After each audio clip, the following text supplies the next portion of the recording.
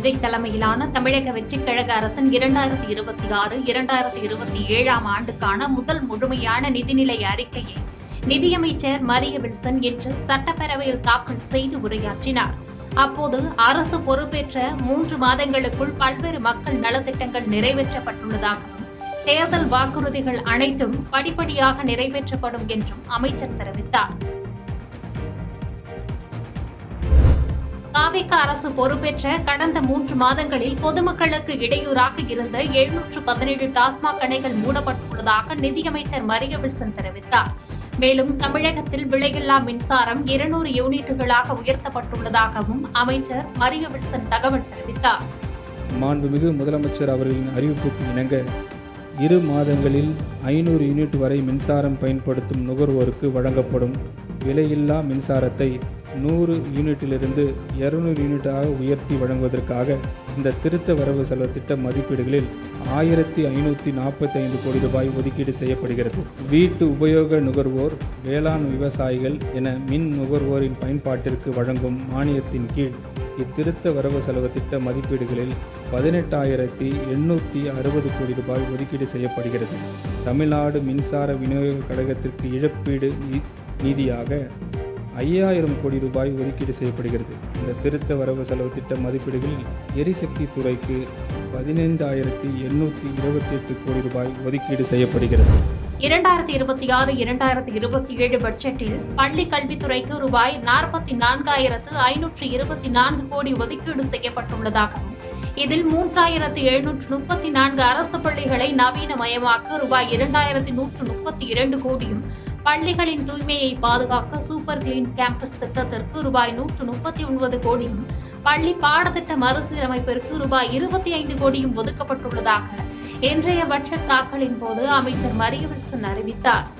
இத்திட்டம் தற்போது உள்ள 5000 அரசு பள்ளிகளில் இருந்து கூடுதலாக 2600 பள்ளிகளுக்கு 2026-27 ஆண்டில் எக்ஸ்டெண்ட் செய்யப்படும். புதிதாக மறுசீரமைக்கப்பட்ட 3 நிலைகளை கொண்ட கட்டமைப்பின் கீழ் 6 முதல் 8ஆம் வகுப்பு வரையிலான மாணவர்களுக்கு இந்த துறை சார்ந்த அடிப்படை பாடங்கள் அறிமுகப்படுத்தப்படும்.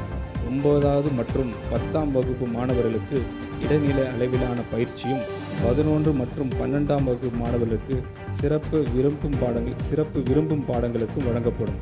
இந்த குறிக்கோள் சார்ந்த முயற்சியானது மாணவர்கள் புதியனவற்றை படைக்கவும், தலைமைத்துவ பண்பையும் வளர்த்துக் கொள்ளவும், குளோபல் நாலேஜ் எக்கனாமியில் தமிழ்நாட்டை நிலைப்படுத்தவும் நேரடியாக உதவும். இந்த திருத்த வரவு செலவு திட்ட மதிப்பீடுகளில் தொழிலாளர் நலன் மற்றும் திறன் மேம்பாட்டுத் துறைக்கு 2022 கோடி ரூபாய் ஒதுக்கீடு செய்யப்படுகிறது. மேலும் சிறப்பு திட்டம் செயலாக்கத்துறைக்கு 17,150 கோடி ரூபாய் நிதி ஒதுக்கீடு செய்யப்படுகிறது. கல்லூரி மாணவர்களுக்காக ரூபாய் 2,000 கோடி மதிப்பீட்டில் வெற்றி மடிக்கணினி வழங்கும் திட்டமும், அரசு பள்ளி மாணவர்களுக்கு ஹெல்மெட் மற்றும் வாட்டர் பாட்டில் வைக்கும் வசதியுடன் கூடிய ஸ்மார்ட் சைக்கிள்கள் வழங்கும் திட்டத்திற்காக 5 லட்சம் மாணவர்களுக்கு ரூபாய் 277 கோடி நிதி ஒதுக்கீடும் செய்யப்பட்டுள்ளதாக நிதிநிலை அறிக்கையில் தெரிவிக்கப்பட்டுள்ளது. மேலும் உயர்கல்வித்துறைக்கு ரூபாய் 8,393 கோடி ஒதுக்கீடு செய்யப்பட்டுள்ளதாக நிதித்துறை அமைச்சர் மரிய வில்சன் தெரிவித்தார். பள்ளிகளில் போதைப்பொருள் தடுப்பு விழிப்புணர்வு ஏற்படுத்தவும், ட்ரக்ஸ் ஃப்ரீ தமிழ்நாடு செயலி மூலம் போதைப்பொருள் பரவல் குறித்து பொதுமக்கள் புகார் அளிக்கும் வகையில் தன்னார்வ குழுக்கள் அமைத்து செயல்படவும் ரூபாய் 7 கோடி நிதி ஒதுக்கீடு செய்யப்பட்டுள்ளதாக தமிழக அரசு அறிவித்துள்ளது. சென்னை மெரினா கடற்கரையில் நடைபெற்ற ஸ்டார்ட் ரன் ஸ்டாப் ட்ரக்ஸ் போதைப்பொருள் எதிர்ப்பு ஓட்டத்தில் நமது மாண்புமிகு முதலமைச்சர் அவர்களின் நேரில் பங்கேற்று ஆயிரக்கணக்கான இளைஞர்களுடன் தோளோடு தோள் நின்று 3 கிலோமீட்டர் ஓடி இந்த நோக்கத்தை மிக ஆற்றலுடன் வெளிப்படுத்தினார்கள். ஸ்போர்ட்ஸை எடு, ட்ரக்ஸை விடு என்ற செய்தியை முன்வைத்து தவறான போதை பழக்கத்துக்கு பதிலாக விளையாட்டு ஒழுக்கத்தையும் சமூக பொறுப்பையும் இளைஞர்களிடையே விதிக்கும் விதமாக ஒரு ஒருங்கிணைந்த இளைஞர் மேம்பாட்டு திட்டத்தை இந்த அரசு தொடங்கும். NCC, NSS போன்ற முக்கிய இளைஞர் அமைப்புகளை மருத்துவம், காவல் மற்றும் சமூக நலன் துறைகளுடன் ஒருங்கிணைத்து இளைஞரின் ஆற்றல் விளையாட்டு, சமூக சேவை மற்றும் நல்வாழ்வு போன்ற ஆக்கப்பூர்வ செயல்பாடுகளில் திசையில் நமது அரசு அவர்களை வழிநடத்தி கொண்டு செல்லும். அனைவருக்கும் விளையாட்டு, அனைத்து இடங்களிலும் விளையாட்டு என்பதன் மூலம் நமது எஜுகேஷன் இன்ஸ்டிடியூஷன் பாதுகாப்பானதாகவும் முற்றிலும் போதைப்பொருள் அன்று இடங்களாக திகழும்.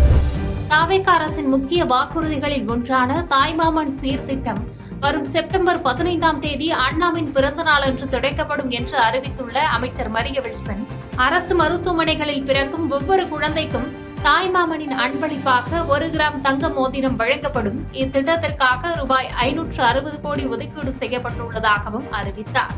இத்திட்டத்தின் கீழ் அரசு மருத்துவமனைகளில் பிறக்கும் அனைத்து குழந்தைகளும் குழந்தையின் பிறப்பு கொண்டாடும் வகையிலும் தாயாக ஆளும் பிறகு அடையும் மகிழ்ச்சியும் முக்கியத்துவத்தை போற்றும் வகையில் தாய்மாமன் அன்பளிப்பாக 1 கிராம் தங்க மோதிரம் வழங்கப்படும்.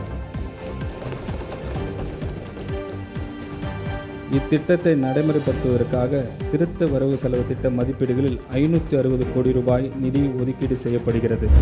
முதலமைச்சரின் காலை உணவு திட்டம் இனி பெருந்தலைவர் காமராஜர் காலை உணவு திட்டம் என பெயர் மாற்றம் செய்யப்பட்டுள்ளதாக சட்டப்பேரவையில் உரையாற்றிய அமைச்சர் மரிய வில்சன், இதுவரை ஆரம்ப பள்ளி மாணவர்களுக்கு மட்டும் வழங்கப்பட்டு வந்த இத்திட்டம் இனி 8ஆம் வகுப்பு வரை பயிலும் மாணவர்களுக்கும் விரிவாக்கம் செய்யப்படுவதன் மூலம் 15.14 லட்சம் மாணவர்கள் பயனடைவார்கள் என்றும் இதற்காக ரூபாய் 170 கோடி ஒதுக்கீடு செய்யப்பட்டுள்ளதாக அறிவித்தார்.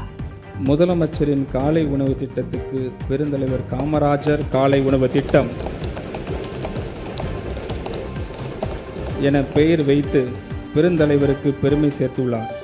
6ஆம் வகுப்பு முதல் 8ஆம் வகுப்பு வரை அரசு மற்றும் அரசு உதவி பெறும் பள்ளி மாணவர்களுக்கு இத்திட்டத்தினை மாண்புமிகு முதலமைச்சர் அவர்கள் விரிவுபடுத்தியுள்ளார். தந்தை பெரியாரின் பிறந்த நாளான செப்டம்பர் திங்கள் 17ஆம் நாள் முதல் செயல்படுத்தப்பட உள்ள இத்திட்டத்தின் மூலம் கூடுதலாக 15,414 பள்ளிகளில் பயிலும் 15.14 லட்சம் மாணவர்கள் பயன்பெறுவர். தாவேகா அரசு பொறுப்பேற்ற போது ரூபாய் 10 லட்சம் கோடி கடன் இருந்ததை வெள்ளை அறிக்கை மூலம் தெளிவுபடுத்தியுள்ளதாக தெரிவித்துள்ள நிதியமைச்சர் மரிய வில்சன், நிதி ஆதாரம் குறைவாக இருந்தாலும் 2036க்குள் 1.5 டிரில்லியன் பொருளாதாரத்தை அடைவதே தற்போதைய அரசின் இலக்கு என்றும் டெண்டர் வெளியீட்டில் வெளிப்படைத்தன்மை கொண்டுவரப்பட்டுள்ளதாக சட்டப்பேரவையில் உரை நிகழ்த்தினார். 2026-2027 நிதியாண்டுக்கான தமிழக பட்ஜெட்டில் ஆதிதிராவிடர் மற்றும் பழங்குடியினர் தொழில் முனைவோரை ஊக்குவிக்கும் அண்ணல் அம்பேத்கர் தொழில் முன்னோடிகள் திட்டத்திற்கு ரூபாய் 165 கோடி நிதி ஒதுக்கீடு செய்யப்பட்டுள்ளது. தமிழகத்தில் பொருளாதார முன்னேற்றம் மற்றும் தன்னிறைவை ஏற்படுத்தும் நோக்கில் மூலதன மானியம் மற்றும் கடனுதவி வழங்கி புதிய தொழில் தொடங்குவோருக்கு இத்திட்டம் மூலம் ஆதரவு அளிக்கப்பட்டுள்ளதாக சட்டப்பேரவையில் உரை நிகழ்த்திய அமைச்சர் மரிய வில்சன் தெரிவித்தார். அண்ணல் அம்பேத்கர் தொழில் முன்னோடிகள் திட்டத்தின் மூலம் ஆதி திராவிடர் மற்றும் பழங்குடியினருக்கு இடையே ஆண்டர்பிரினர்ஷிப்பை ஊக்குவிக்கும் நோக்கில் மூலதன மானியம் மற்றும் கடன் வழங்கப்பட்டு அத்தொழிலில் முனைவோருக்கு ஆதரவு அளித்து அவர்களின் பொருளாதார முன்னேற்றம் மற்றும் செல்ஃப் சஃபிஷியன்ட்டை உள்ளடக்கிய வளர்ச்சியினை அடையும் வகையில் செயல்படுத்தப்பட்டு வருகிறது. இத்திருத்த வரவு செலவு திட்ட மதிப்பீடுகளில் இத்திட்டத்திற்காக 165 கோடி ரூபாய் நிதி ஒதுக்கீடு செய்யப்படுகிறது. திருநர்களின் வாழ்வாதாரம் மற்றும் பாதுகாப்பை உறுதி செய்யும் வகையில் 5 முக்கிய மாவட்டங்களில் பாதுகாப்பான தங்குமிடம், உணவு, உளவியல் ஆலோசனை மற்றும் சட்ட உதவிகள் வழங்கும் அரண் காப்பகங்கள் புதிதாக அமைக்கப்பட உள்ளன. மேலும் அவர்களின் தொழில் முனைவை ஊக்குவிக்க வங்கிகள் மூலம் ரூபாய் 50,000 வரை மானியத்துடன் கூடிய கடன் உதவியும் சிறப்பு திறன் பயிற்சிகளும் அரசால் வழங்கப்பட உள்ளதாக நிதியமைச்சர் மரிய வில்சன் தெரிவித்துள்ளார். டிரான்ஸ்ஜெண்டர்களுக்கு திருநர்கள் சமூக மற்றும் பொருளாதார அதிகாரமளிப்பு உறுதி செய்யும் வகையில் தமிழ்நாட்டு திறன் மேம்பாட்டுக் கழகத்தின் TNSDC மூலம் பல்வேறு தொழில்களின் திறன் பயிற்சி வழங்கப்படும். மேலும் அவர்கள் தொழில் தொடங்குவதற்கும் நிலையான வாழ்வாதாரத்தை உறுதிப்படுத்துவதற்கும் மானியத்துடன் இணைந்து வங்கிக் கடன் வசதியும் வழங்கப்படும். நபர் ஒருவருக்கு அதிகபட்சமாக 50,000 ரூபாய் வரை சுயதொழில் மானியத்துடன் வங்கிக் கடன் பெற ஊக்குவிக்கப்படுவார்கள். சமூக மற்றும் குடும்ப சவால்களை எதிர்கொள்ளும் டிரான்ஸ்ஜெண்டர்களுக்கு பாதுகாப்பான தங்குமிடம், உணவு, ஆலோசனை மற்றும் மறுவாழ்வு ஆதரவு வழங்குவதற்காக 5 மாவட்டங்களில் அரண் தங்குமிடம் வசதிகள் நிறுவப்படும். தமிழகத்தின் சுகாதாரத்துறைக்கு ரூபாய் 23,357 கோடி நிதி ஒதுக்கீடு செய்யப்பட்டுள்ளதாக பட்ஜெட் தாக்கலின் போது அறிவித்துள்ள நிதியமைச்சர் மரிய வில்சன், ஒவ்வொரு மாவட்டத்திலும் தாய் கேர் மையங்கள் அமைக்க ரூபாய் 23 கோடியும், தமிழகம் முழுவதும் 1000 நடமாடும் முதியோர் சிகிச்சை மையங்கள் மற்றும் 5 ஆண்டுகளில் 1000 தொலை மருத்துவ மையங்கள் அமைக்க தலா ரூபாய் 33 கோடியும் ஒதுக்கப்பட்டுள்ளதாக தெரிவித்தார். மேலும் 5 மண்டலங்களில் புற்றுநோய் பராமரிப்பு மருத்துவமனைகள் அமைக்க ரூபாய் 10 கோடி நிதி ஒதுக்கீடு செய்யப்பட்டுள்ளதாக அறிவித்தார். மாநிலம் முழுவதும் தாய் கேர் என்ற பெயரில் கருவுற்ற பெண்களுக்கான சேவை மற்றும் உதவி மையங்கள் அமைக்கப்படும். இந்த மையங்களில் பிரெக்னன்ட் உமன் அவருடைய மகப்பேறு நாள் நெருங்கும் வேளையில் தங்கியிருந்து பலன் பெறலாம். இந்த மையங்களில் பிரெக்னன்ட் உமன்ஸ் கட்டணமில்லாமல் உணவு மற்றும் மருத்துவ உதவிகள், தொடர் மருத்துவ கண்காணிப்பு உள்ளிட்ட சேவைகள் வழங்கப்படும். இத்திட்டத்திற்காக 23 கோடி ரூபாய் நிதி ஒதுக்கீடு செய்யப்படுகிறது.